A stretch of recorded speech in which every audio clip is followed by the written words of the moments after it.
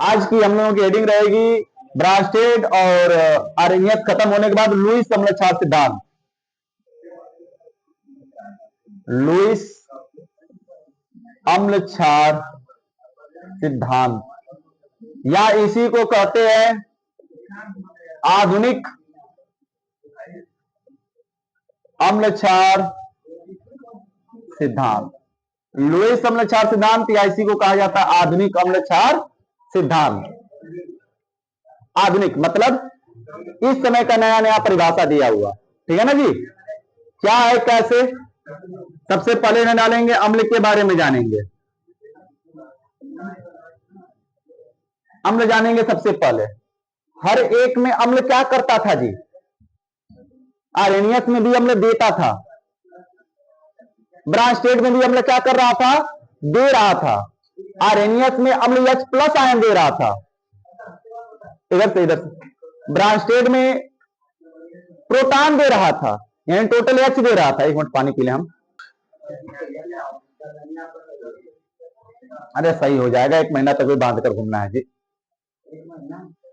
पट्टा लगा कर 1 महीने तक रहना। चलो देखा जाए अम्ल क्या है। अब अम्ल लेने वाला काम करेगा, हर बार आदमी ये देगा ही, अब ये लेने का काम करेगा। कहा जाएगा वे परमाणु अणु चाहे आयन समूह कोई भी हो जो इलेक्ट्रॉन का जोड़ा क्या करता है? लेगा। वे परमाणु अणु आयन समूह जो इलेक्ट्रॉन युग्म क्या करे? ग्रहण करे। इलेक्ट्रॉन का जोड़ा ले, उसे क्या कहते हैं भैया? लुईस अम्ल कहते हैं। सीधे सीधे ऐसे कह सकते हैं, वे पदार्थ जो इलेक्ट्रॉन युग्म लेते हैं, वे पदार्थ जो इलेक्ट्रॉन युग्म क्या करते हैं? लेते हैं, उसे क्या कहते हैं? लुईस अम्ल कहते हैं। चलो लिखा जा, लिखो। हाँ तो होगा ही नहीं भैया, क्या कर सकते हैं। देखो बोले वे पदार्थ जो इलेक्ट्रॉन युग्म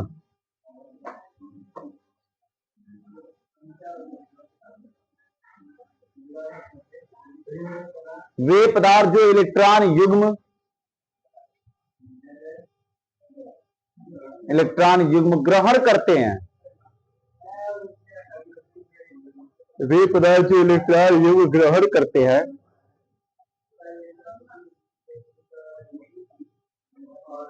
इलेक्ट्रॉन युग्म ग्रहण करते हैं, उसे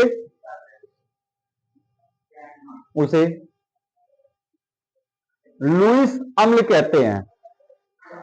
वे पदार्थ जो इलेक्ट्रॉन युग्म ग्रहण करते हैं, उसे लुईस अम्ल कहते हैं।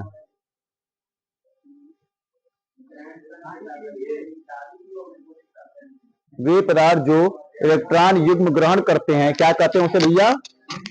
लुईस अम्ल कहते हैं।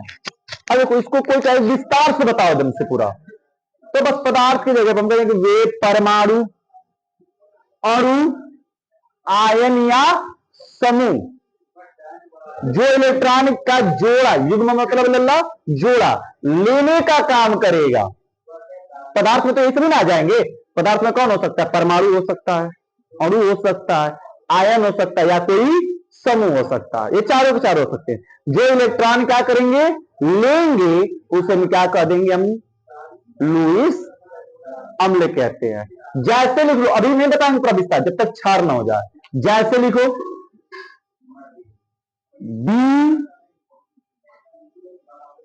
BCl3,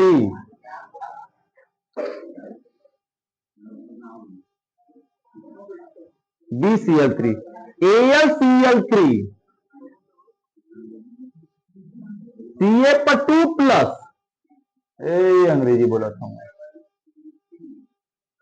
ऑक्सीजन O, कामा BF3 ETC इत्यादि। लिख दो फटाफट, हो गया। अब कौन से कैसे ना कैसे इलेक्ट्रॉन के जोड़ा है? डोंट वरी, फिर रुको, क्षार को बता लो उसके बाद समझ में आएगा क्या जी। अगली हेडिंग लिखो क्षार। हर बार क्षार क्या करता था बच्चा, लेने का काम कर रहा था। आर्हेनियस में भी OH त्याग रहा था, ब्रांचेड में क्षार ले रहा था, लेकिन अब यहां पे क्षार देगा, देने का काम करेगा। क्या डोनेट करेगा, तो इलेक्ट्रॉन का जोड़ा, जिसे हम इलेक्ट्रॉन युग्म कहेंगे। इलेक्ट्रॉन का जोड़ा मतलब इलेक्ट्रॉन का युग्म। तो सिंपल सी बात वही हो जाएगी, थोड़ा बता दो क्या परिभाषा हो जाएगी। वे पदार्थ जो इलेक्ट्रॉन युग्म क्या करते हैं, देते हैं या त्यागते हैं। वे पदार्थ जो इलेक्ट्रॉन युग्म देते हैं क्या कहलाते हैं, लुईस क्षार कहलाते हैं। क्या परिभाषा नहीं लिख लोगे, देखो एग्जाम्पल लिखते हैं, तब तक चालाक तो हो तुम लोग। शकल से गए हो, क्या कर सकते हैं उसके लिए।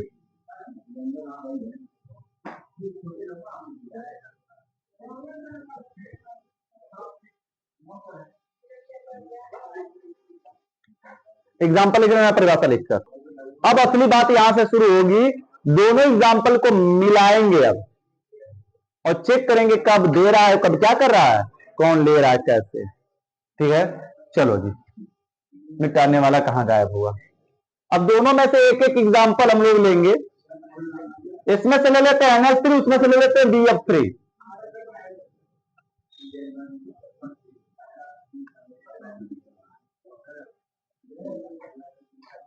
गौर से देखना, थोड़ी सी संरचना भी हमने तुम लोगों को पढ़ाया है 10 जो 9 में, उसी संरचना को उपयोग करेंगे हम लोग।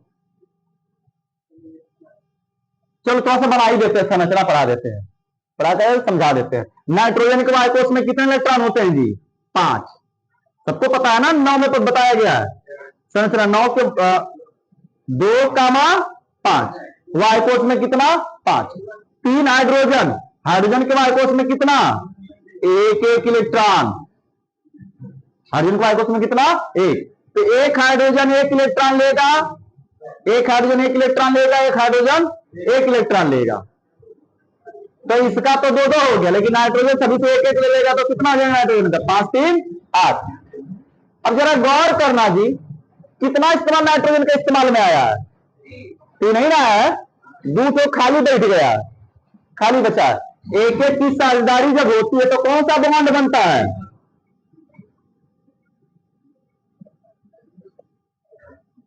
एक एक का लेन देन, सिंगल बॉन्ड, एक एक का लेन देन, सिंगल बन गया।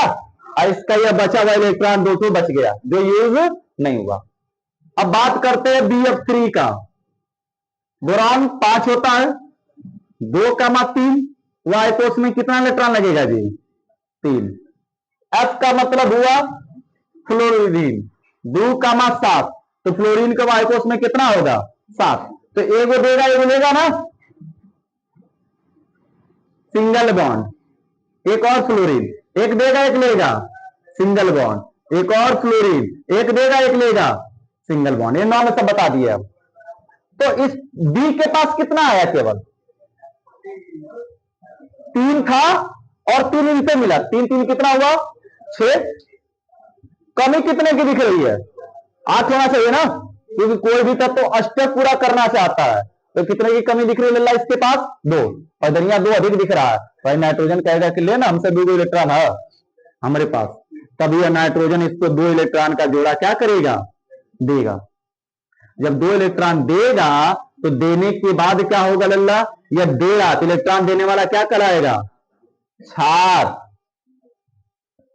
ये लुईस क्षार है। परिभाषा में लिखे हो कि वे परमाणु, वे पदार्थ या वे परमाणु अणु आयन समूह जो इलेक्ट्रॉन का जोड़ा क्या करते हैं, देते हैं, क्षार कहलाते हैं। जो लेते हैं क्या कहलाते हैं, अम्ल। यह ले रहा है क्या कराएगा, अम्ल। मामला समझ में आया जी। अब इसको मैच करा देंगे, H single bond N, single bond H, single bond H, B single bond F, F। और जरा बताओ उपसा संयोजी बंध याद है, तो पनिया पहले पी लो, घटर घट भी हम पढ़ा लेते हैं। मैं मांग रहा था फिर से दोस्त हम आओ, इधर देखो, फिर अपने डिस्टर्ब, इसको भी डिस्टर्ब करके रखा है। अब यहां पर यह क्या करेगा, ये अब इलेक्ट्रॉन का जोड़ा इसको दिया तो इलेक्ट्रॉन का जोड़ा देने से उपसंयोजी बंध बनता है, और उपसंयोजी बंध को किससे डिनोट करते हैं, तीर से। तो यह इसने इलेक्ट्रॉन का जोड़ा दिया, बीच में क्या लग गया, तीर। यह सारी बातें 9 में बताई समझाई गई है, तीर कैसे बनता है। ये इलेक्ट्रॉन का जोड़ा दिया तो हमें मतलब इधर से नहीं है, मतलब इन दोनों से है अभी फिलहाल में। देने वाला क्षार और लेने वाला क्या है, अम्ल। एक एग्जाम्पल दिखा, दूसरा एग्जाम्पल देखते हैं जी। जल का, जल में HOH, O के वायकोष में 6 इलेक्ट्रॉन होता है, कितना जी, 6। H के वायकोष में 1, तो एक एक का लेन देन सिंगल, एक एक का लेन देन सिंगल, 4 इलेक्ट्रॉन बच गए ना खाली, जो इस्तेमाल नहीं हुआ। इसका हम साझेदारी करा दें किसके पास, किसी के भी पास करा सकते हैं, किसी से भी, अम्ल में। तो अम्ल में तुम्हारी मर्जी करे तो सर जी ले लीजिए AlCl3, तो ले लो Al Cl Cl और Cl। Al के वायकोष में कितना इलेक्ट्रॉन, 2,8,3, कितना होता है, 3। और Cl ने एक एक दिया तो 3 3 कितना हुआ, केवल 6। कितने की कमी, 2 की। तो यह इसको 2 इलेक्ट्रॉन क्या करेगा, दे देगा स्टेप पूरा करने के लिए। तो इलेक्ट्रॉन देने वाला अम्ल ना, इलेक्ट्रॉन देने वाला, हाँ बोल रहा गधा, क्षार। और लेने वाला क्या हुआ, अम्ल। और बना देंगे इधर क्या बन जाएगा जी, O सिंगल बॉन्ड H और O ने Al को इलेक्ट्रॉन दिया तो क्या मारेगा, तीर, Al Cl Cl और क्या हो जाएगा, इस एरो का नाम है उपसंयोजी बंध बनाना। आइटम सिंगल बॉन्ड सहसंयोजी बंध है, समझ में आई बातें। 2 एग्जाम्पल हुआ, तीसरा एग्जाम्पल और देख लेते हैं। एक है R single bond O single bond H, ROH जो था, इसकी क्रिया हम Ca पर 2+ के साथ करा देंगे। O के पास अभी भी 4 इलेक्ट्रॉन बचा है, ये इसको दे देगा इलेक्ट्रॉन का जोड़ा। देने वाला क्या कहलाएगा, क्षार, लेने वाला क्या कहलाएगा, अम्ल कहलाएगा। जुड़ जाएगा, ये हो जाएगा ROH,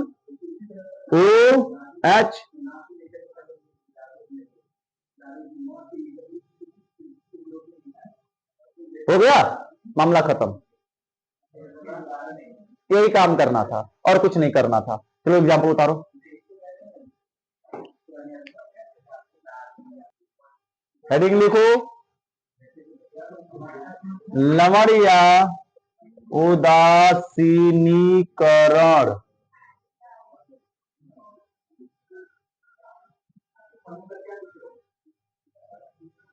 क्या होगा भैया लवण, तो एक चीज से लवण बनता है, अम्ल और क्षार के मिलने से क्या बनेगा, लवण बनेगा।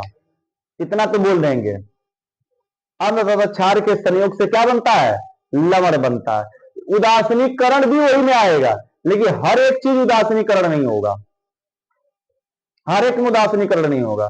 उदासीनीकरण किसे कहेंगे, अम्ल तथा क्षार के परस्पर रासायनिक संयोग से लवण तथा क्या बनता है, जल बनता है। तो इस क्रिया को क्या कहते हैं, हमें उदासीनीकरण की विक्रिया कहते हैं।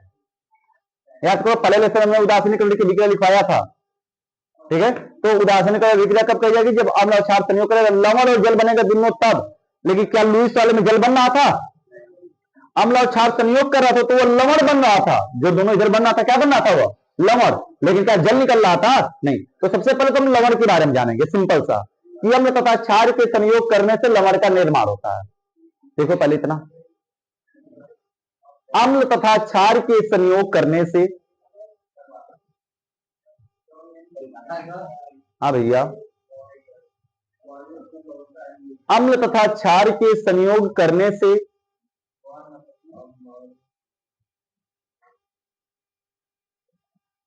अम्ल तथा क्षार के संयोग करने से लवण तथा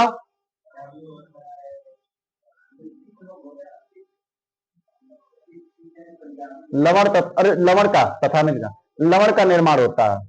अम्ल तथा क्षार के संयोग करने से लवण का निर्माण होता है।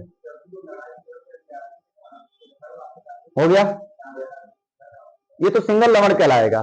देखो उदासीनीकरण किसे कहेंगे, या में लिखो, देखो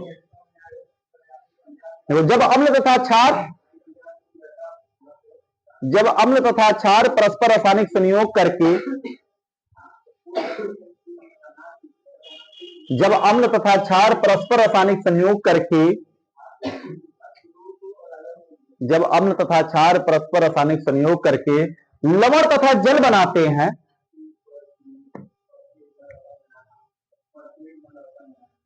लवण तथा जल बनाते हैं, तो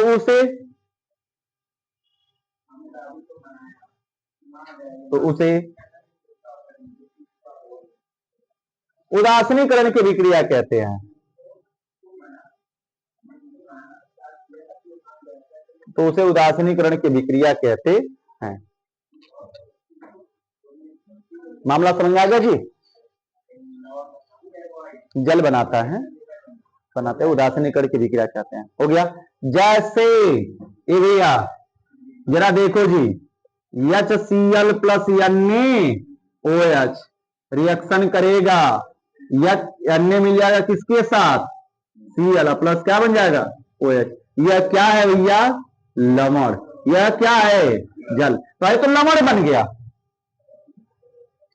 अगर हम बात कर लें, एक और अभिक्रिया लिख लेते हैं, H2SO4 प्लस CaOH का होल का ट्वाइस, मिलाएंगे CaSO4 प्लस 2H2O बन जाएगा। यह बन गया लवण और क्या बन गया? जल।